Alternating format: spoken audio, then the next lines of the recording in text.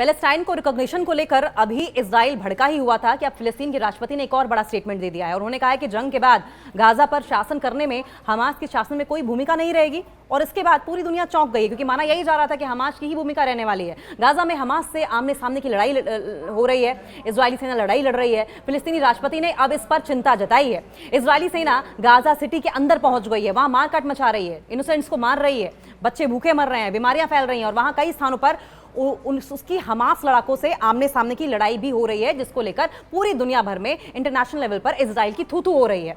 और अगर हम बीते कल की बात करें तो इजरायली कार्रवाई में गाजा सिटी समेत पूरी गाजा पट्टी में 19 लोग मारे गए हैं। इसके साथ ही इजरायली वायुसेना के लड़ाकू विमानों ने यमन की राजधानी सना पर भी बड़ा अटैक किया है। तो आए दिन इजराइल की ओर से कई वारफ्रंट खोले गए हैं, चाहे सना की बात करें, चाहे हमास की बात करें, लगातार गाजा की बात करें, लोग मारे जा रहे हैं और इसको लेकर गुस्सा भड़कता जा रहा है और इजराइल अकेला पड़ता चला जा रहा है। हम देख रहे हैं किस तरीके से यूरोप की कुछ कंट्रीज भी ऐसी हैं जो कि अब धीरे धीरे करके पैलेस्टाइन को रिकॉग्नाइज करने लगी है एक देश के तौर पर। इस पर न सिर्फ इजराइल अकेला पड़ रहा है बल्कि इजराइल ने अपनी खिसियाहट में, बौखलाहट में फिर से गाजा पर हमले करने तेज कर दिए हैं, जिससे कि इनोसेंट लोग मारे जा रहे हैं। इजरायली सेना गाजा सिटी के अंदर पहुंच गई है और वहां कई स्थानों पर उसकी हमास लड़ाकों से आमने सामने की लड़ाई हो रही है।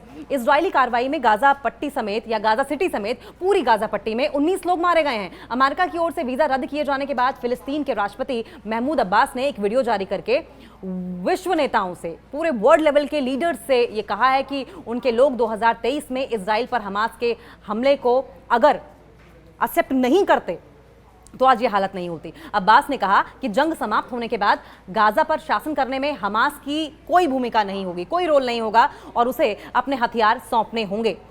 अब्बास ने संयुक्त राष्ट्र महासभा को ये बताया, यूएन को ये बताया कि गाजा में पैलेस्टाइन के लोग इजराइल द्वारा जो मैसेकर किया गया है, जो बड़ा नरसंहार किया गया है और कार्नेज किया गया है, नरसंहार, विनाश, भूखमरी और विस्थापन का सामना कर रहे हैं, वहां से लोग माइग्रेट कर रहे हैं। उनका ये भाषण ऐसे समय में आया है जब इजरायली प्रधानमंत्री बेंजामिन नेतन्याहू न्यूयॉर्क में पर्सनली अपना एक वक्तव्य देने वाले हैं, एड्रेस करने वाले हैं न्यूयॉर्क में।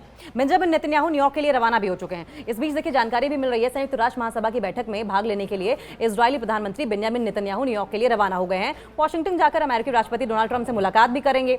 इस मुलाकात में गाजा में सीज फायर के संबंध में कोई बहुत महत्वपूर्ण डिसीजन लिया जा सकता है। इजराइल का हूती के प्रमुख ठिकानों पर अटैक भी, इस पर भी चर्चा करेंगे। इजरायली वायुसेना के लड़ाकू विमानों ने जिस तरीके से कल यमन की राजधानी सना पर हमला किया, इन हमलों में हूती संगठन के प्रमुख सैन्य ठिकानों को भी टारगेट किया गया। इजरायली रक्षा मंत्री इजराइल कॉट्स ने कहा है कि हमने हूती के कई आतंकी ठिकानों को निशाना बनाकर उन्हें डिस्ट्रॉय कर दिया है। यह हमला हूती के इजराइल के एलात शहर पर किया गया। ड्रोन हमले के जवाब में यह हमला किया गया था। ड्रोन हमले में 22 लोग घायल हुए थे। और आपको यह भी बताएं कि जंग के बाद गाजा में क्या हाल होने वाला है, क्या होने वाला है गाजा का। गाजा में हुई मौतें और विनाश का खौफनाक ब्यौरा देने के बाद अब्बास ने कहा है कि फिलिस्तीन 7 अक्टूबर 2023 को हमास द्वारा की गई कार्रवाई को अस्वीकार करता है और ये उनके लोगों का प्रतिनिधित्व नहीं करता है। ये बहुत चौंकाने वाला था। उन्होंने जंग खत्म होने के बाद क्षेत्रों में सरकार को लेकर नजरिया भी पेश किया और कहा कि फिलिस्तीन प्राधिकरण शासन यानी कि रीन और सुरक्षा यानी कि सिक्योरिटी के लिए पूरी तरीके से जिम्मेदारी उठाने को तैयार है। हमें किसी बाहरी का दखल नहीं चाहिए। हमास की शासन में भूमिका नहीं होगी, बहुत क्लियर किया है अब्बास ने। अब्बास ने कहा कि हमास की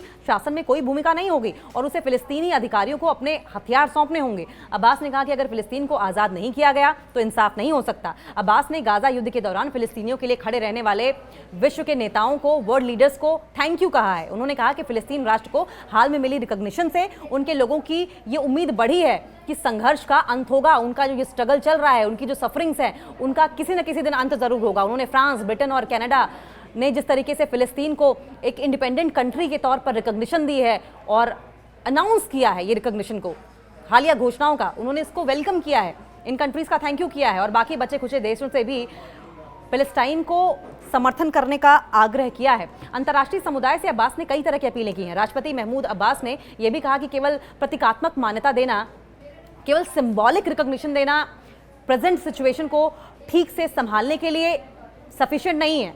डायरेक्टली मान्यता देनी होगी। जो लोग पीठ पीछे से मान्यता दे रहे हैं ये काफ़ी नहीं है। खुलकर आए, सामने आए, कंट्रीज से आग्रह किया अब्बास ने कि खुलकर अब मान्यता देने की ज़रूरत है, खुलकर खड़े होने की ज़रूरत है पैलेस्टाइन के साथ। अब्बास ने कहा कि अब वक्त आ गया है कि अंतर्राष्ट्रीय समुदाय फिलिस्तीनी लोगों के साथ सही से बर्ताव करे, सही व्यवहार करे, ताकि वो अपने वैध अधिकारों को, अपने लीगल राइट्स को हासिल कर सकें, कब्जे से मुक्ति पा सकें और इजरायली राजनीति के मिजाज के बंधक ना बने रहें, जो हमारे अधिकारों से इनकार करती है और अपने अन्याय, अपने उत्पीड़न, आक्रामकता को जारी रखती है। हम अपनी जमीन नहीं छोड़ेंगे।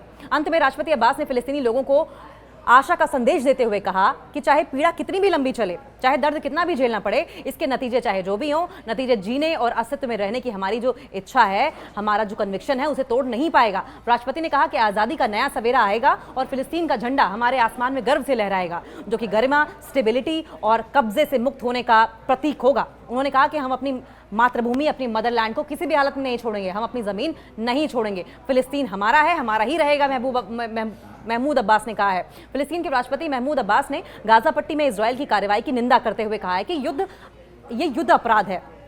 संयुक्त राष्ट्र महासभा यानी कि यूएन को वीडियो के जरिए वो संबोधित कर रहे थे और फिर उन्होंने कहा कि फिलिस्तीन हमारा है, फिलिस्तीनियों को चाहे कितनी भी तकलीफ क्यों ना सहनी पड़े, वे गजा में ही रहेंगे। अमेरिका द्वारा वीजा नहीं दिए जाने के कारण रमल्लाह शहर से वीडियो के माध्यम से संबोधन में अब्बास ने कहा कि 7 अक्टूबर 2023 को इजरायल पर हुए हमास के हमले का हम समर्थन नहीं करते हैं। गाजा फिलिस्तीन का अभिन्न अंग है और रहेगा। उन्होंने कहा कि गाजा फिलिस्तीन का अभिन्न अंग है। हम वहां शासन और सुरक्षा की पूरी जिम्मेदारी लेने के लिए तैयार हैं। हमास की शासन में कोई भूमिका नहीं होगी, उसे अपने हथियार फिलिस्तीनी राष्ट्रीय प्राधिकरण को सौंपने होंगे। हम सशस्त्र राष्ट्र नहीं चाहते। फिलिस्तीन नरसंहार, विनाश, भुखमरी का सामना कर रहे हैं, हम अब आगे नहीं ऐसा चाहते अपनी कंट्री के साथ। अब्बास ने संयुक्त राष्ट्र महासभा को बताया कि गजा में फिलिस्तीनी नरसंहार, विनाश और साथ साथ भुखमरी, विस्थापन का सामना कर रहे हैं। उन्होंने विश्व के उन नेताओं को भी धन्यवाद किया है जो फिलिस्तीन के साथ खड़े हैं। विदेश मंत्री गिदोन सार ने अब्बास की स्टेटमेंट को वेस्ट को खुश करने वाली खोखली बयानबाजी करार दिया है।